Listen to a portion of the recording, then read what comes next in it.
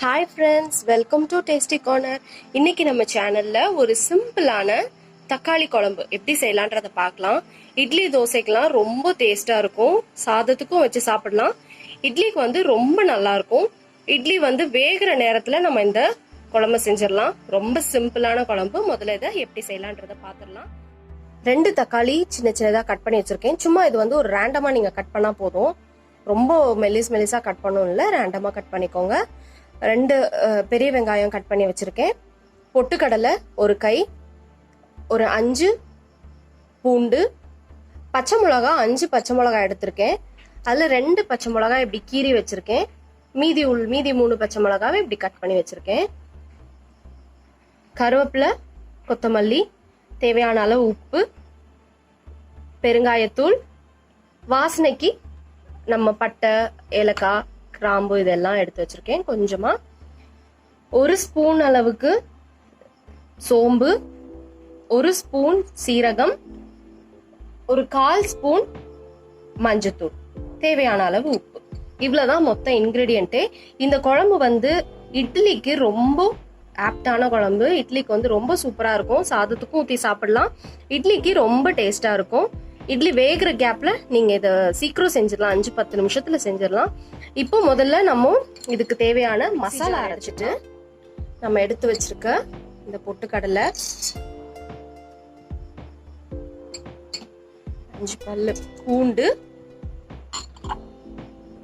அப்புறம் நம்ம பச்சை மிளகாய் எடுத்து வச்சிருக்கோம்ல, அதுல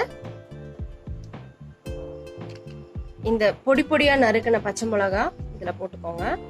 அந்த மீதி இருக்க 2 நம்ம குழம்புல போட போறோம். பொடி பொடியா நறுக்கி வச்சதை எடுத்துக்கோங்க.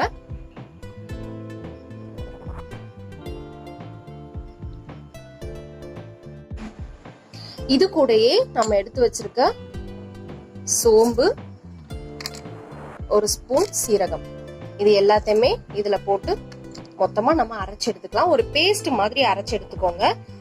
பாத்துக்கோங்க என்னென்னு. பொட்டுக்கடலை, பூண்டு, பச்சை மிளகா, சோம்பு, சீரகம், இது எல்லாத்தையுமே நம்ம இப்போ பேஸ்ட் மாதிரி அரைச்சு எடுத்துக்க போறோம். அரைச்சிட்டு வந்துடலாம். இப்போ அடுப்புல ஒரு வடைச்சட்டி வச்சுட்டு இதுல நம்ம தேவையான அளவுக்கு எண்ணெய் ஊத்திக்கலாம். நான் சாதாரண ரீஃபைண்ட் ஆயில் தான் யூஸ் பண்றேன். கொஞ்சமா எண்ணெய் ஊற்றிட்டு கொஞ்சம் அது காஞ்சதும் நம்ம எடுத்து வச்சிருக்கோம்ல இந்த பட்டை, சோம்பு, இது எல்லாத்தையும் அதில் போடலாம்.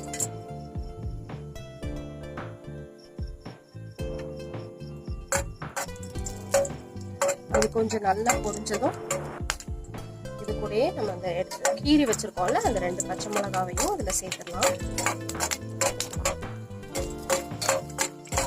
அடுத்த சிம்ல வச்சுக்கோங்க கொஞ்ச நேரத்துக்கு. அதுக்கப்புறம் வெங்காயம் நறுக்கி வச்சிருந்த வெங்காயம் போட்டுக்கலாம். நல்லா வதக்கிடுங்க.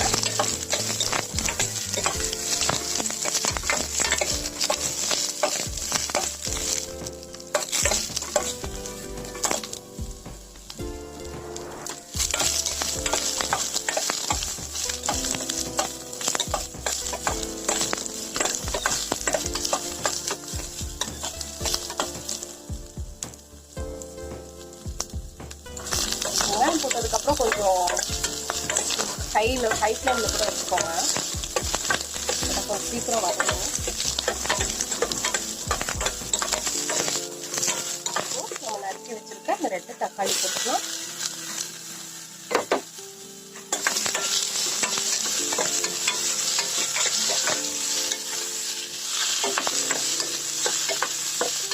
தக்காளி நல்லா வதங்கட்டும். ஆனா ஹைக்கும் லோக்கும் நடுவில் வச்சிருக்கேன்.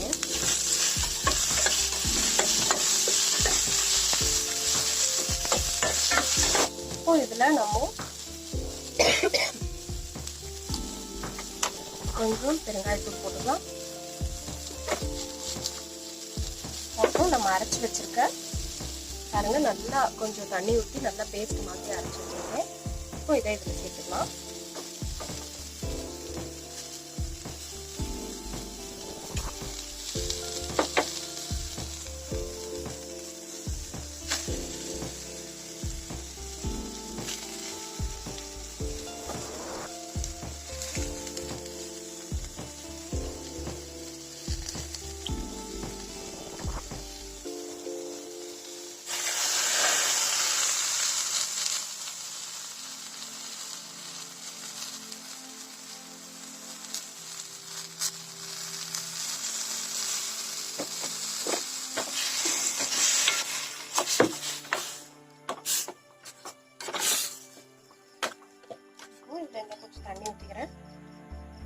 அளவு தண்ணி ஊற்றிக்கோங்க.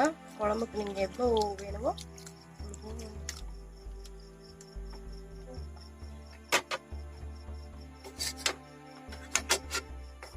அதை நல்லா மிக்ஸ் பண்ணிக்கோங்க.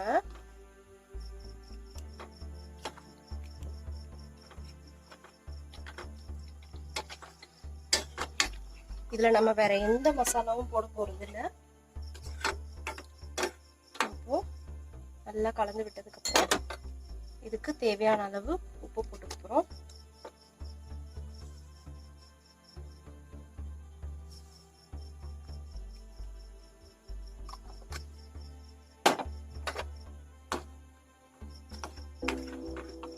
ஒரு தடவை கலந்து விட்டுட்டு நம்ம எடுத்து வச்சிருக்க 1/4 ஸ்பூன் மஞ்சத்தூள்.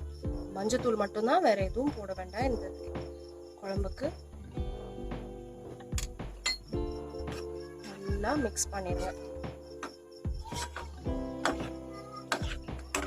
மிக்ஸ் பண்ணிட்டு நான் இன்னும் கொஞ்சம் தண்ணி ஊற்றிக்கிறேன். எனக்கு கொஞ்சம் திக்கா இருக்கு, எனக்கு கொஞ்சம் தண்ணியா வேணும், அதனால நான் தண்ணி ஊற்றிக்கிறேன். நீங்க திக்கா வேணும்னா திக்கா கூட வச்சுக்கலாம். சிம்ல வச்சு நல்லா இப்படி கிளறி விட்டுட்டே இருந்தீங்கன்னா சீக்கிரம் வந்துடும். திக்கா வேணும்னா நீங்க சிம்ல வச்சு கையில அப்படியே வதக்கி விட்டுட்டே இருங்க. நான் கொஞ்சம் தண்ணியா வச்சிருக்கிறதுனால நான் கொஞ்சம் ஹை ஃப்ளேம்ல வச்சு விட்டுருக்கேன்.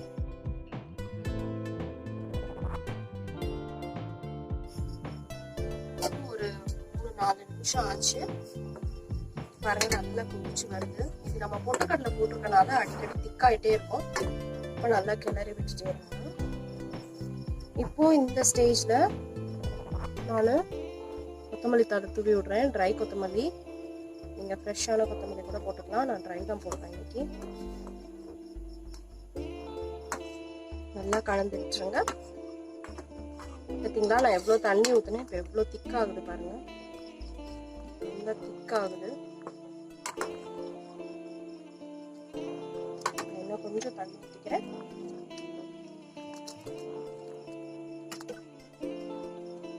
இந்த ஸ்டேஜ்ல உப்பெல்லாம் செக் பண்ணிக்கோங்க. உப்பெல்லாம் போதுமானு, வேணும்னா இன்னும் கொஞ்சம் ஆட் பண்ணிக்கலாம்.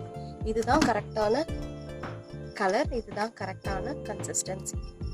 இந்த கலர்ல தான் இருக்கணும் இந்த குழம்பு. நல்லா கொதி வந்த உடனே இறக்கிற வேண்டியதான். அவ்வளவுதான் ஃப்ரெண்ட்ஸ், நம்மளோட தக்காளி குழம்பு சூப்பரா ரெடி ஆயிருச்சு.